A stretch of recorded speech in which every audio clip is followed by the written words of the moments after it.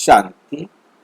आज की साकार मुरली को रंगीन बड़े बड़े अक्षरों में पढ़ेंगे, सुनेंगे और गहराई से मंथन करेंगे। आज की मुरली का सार। मीठा मीठा बाबा कहते मीठे बच्चे, शांत रहने का स्वभाव बहुत अच्छा। शांत रहने का स्वभाव बहुत अच्छा है। कितना अच्छा है ये? जिसने गुड़ खाया होगा वो जानता। ये एक ऐसे गूंगे का गुड़ है जो बिना खाए कोई बता नहीं सकता। सबसे ज्यादा ये गुड़ किसने खाया है? सबसे ज्यादा शांति का अनुभव किसने किया?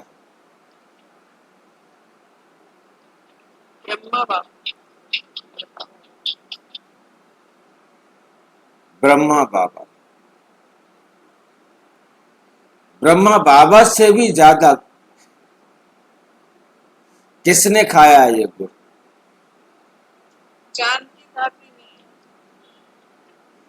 जानकी दादी से भी ज्यादा। हाँ जी, शिव बाबा हमेशा वहीं रहता है वो, उसके सिवाय कुछ नहीं खाता है वो। जानकी दादी फिर भी इस संसार में आई। उस आत्मा ने इस संसार में आकर थोड़ा बहुत जितना पाठ था वो दूसरा कुछ भी खाया। हाँ जी,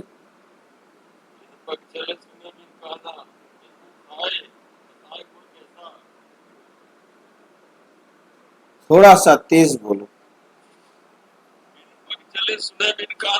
हाँ, कार बिनु कर्म करे विधि नाना, पग बिनु चले सुने बिनु काना, कर्म करे कर बिनु कर्म करे विधि नाना।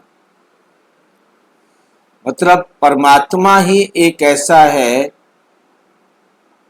जिसने शांति का सबसे बड़ा ज्यादा गुण खाया है, इसलिए उसे शांति का सागर कहा जाता है। सागर का मतलब सागर फिर भी हद में आ जाता है, परंतु शिव बाबा ने तो बेहद का गुण खाया है। कभी भी उस गुड़ को खाना बंद भी नहीं करता। अनादि काल से खा रहे हैं और अनंत काल तक खाते ही रहेंगे। अनादि काल से खा रहे हैं और अनंत काल तक खाते ही रहेंगे। इसलिए वो जितना अच्छी तरह आकर समझा सकता है, दूसरा कोई नहीं समझा सकता।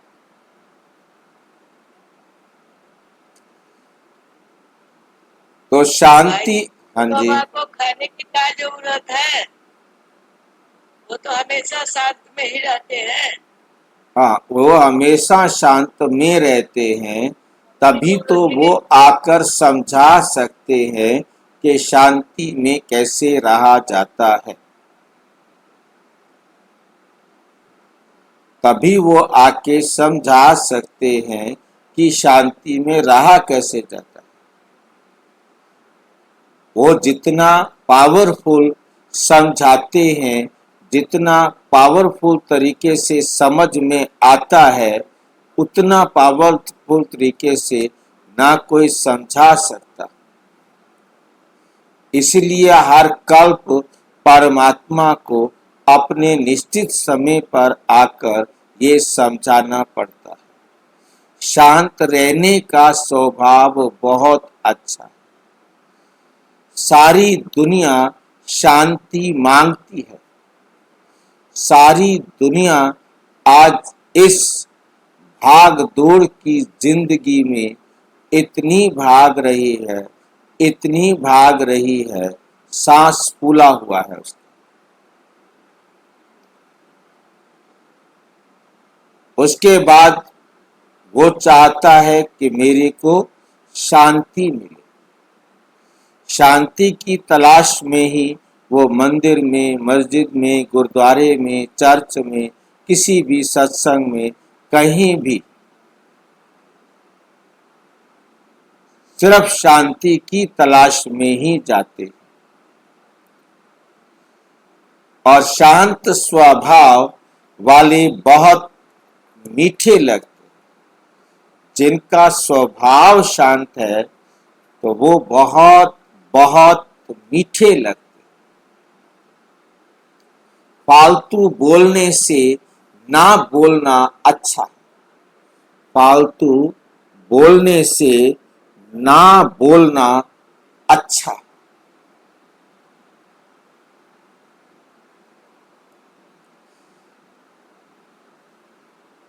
अंग्रेजी में भी हम सुनते हैं कि इफ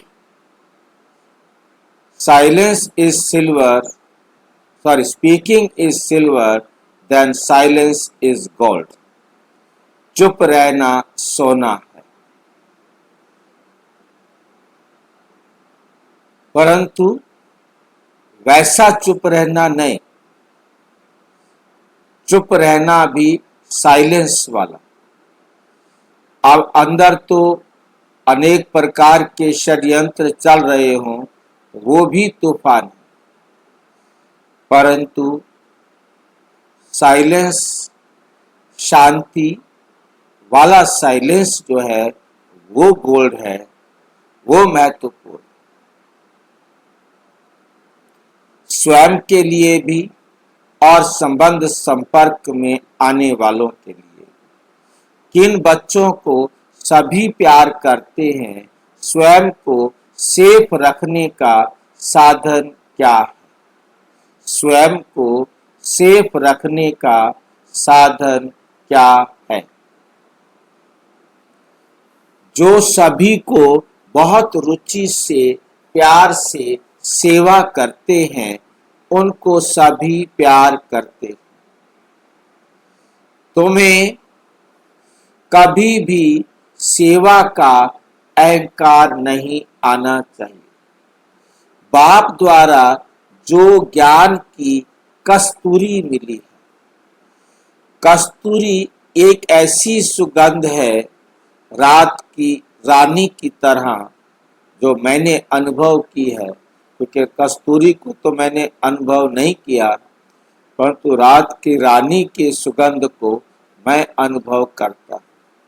क्योंकि हमारे इधर एक पार्क है जिसमें रात की रानी के जो ना पेड़ लगे हुए हैं, पौधे लगे हुए हैं।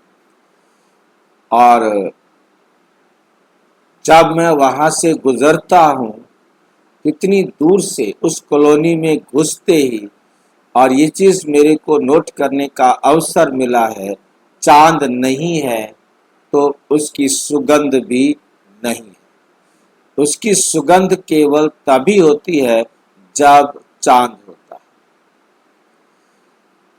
पूर्णमासी की रात को वहां से कभी भी गुजरो तो हमें रात को चाहे 3 बजे, क्योंकि मेरे गुजरने का अवसर या तो 9-10 बजे तक होता है या सवेरे 3 बजे तक होता है, तो उस सुगंध को मैं अनुभव करता हूँ। जिस दिन चांद नहीं होता उस समय तो उसकी सुगंध नहीं आती। दूर से ही वो सुगंध खींचती है। इसलिए बाबा कहते, जब आप ज्ञान अपने जीवन में धारण करते हो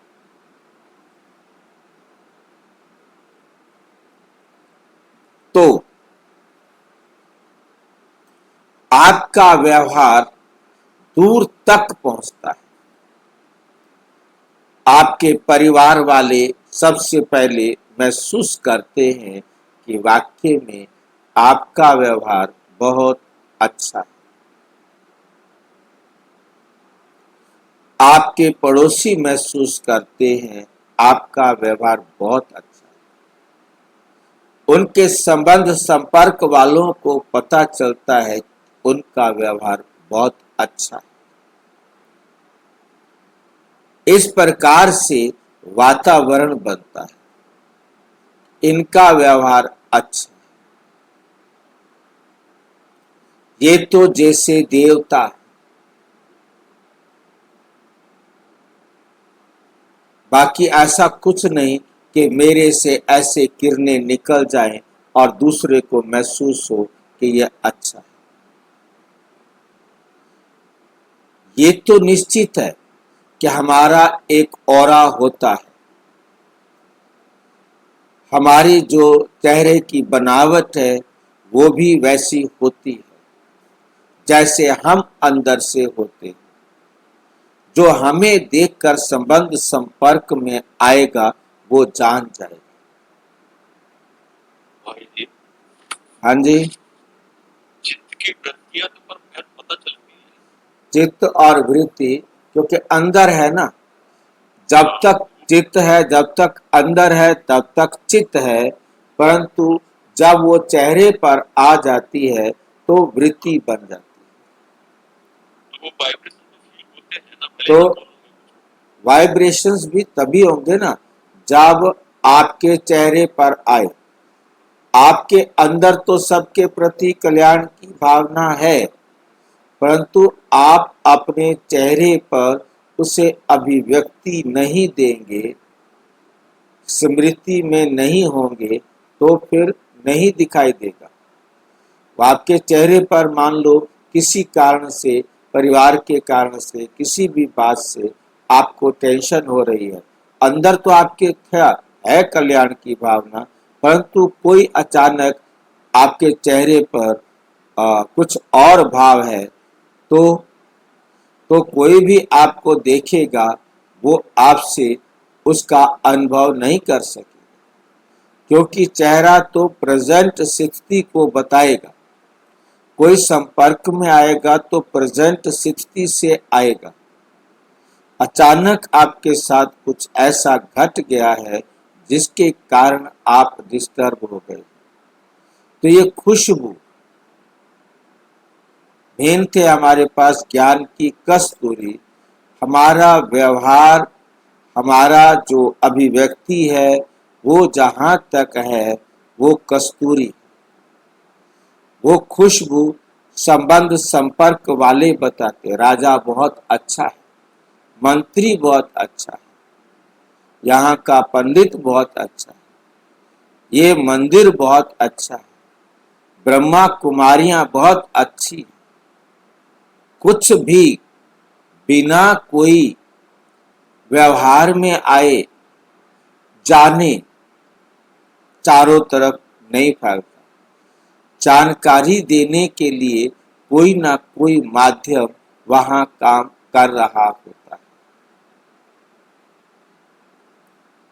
तो इस प्रकार से कस्तूरी मिल गई हो, ज्ञान की कस्तूरी मिली है, मतलब इस ज्ञान को जैसे ही हम जीवन में धारण करेंगे हमारा व्यवहार इतना आकर्षक होगा कि सभी दूर दूर तक अनुभव करेंगे। वे दूसरों को देनी है, जब देंगे तभी तो फैलेगी। जिसको देते जाएंगे उससे पूछेंगे ये तूने कहाँ से सीखा, ये तूने कहाँ से सीखा, चैन बनती जाएगी। जितना बांटो ये उतना बढ़ता जाता है। सबको शिव बाबा की याद दिलानी, तो सब बताएंगे किससे मिला, शिव बाबा से मिला। किससे मिला, शिव बाबा से मिला।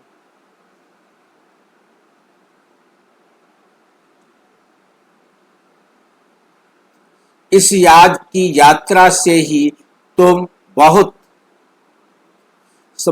सेफ रहेंगे। जितना याद में रहेंगे उतना खुशी भी रहेगी और मैनर्स भी सुधरते जाएंगे। ओ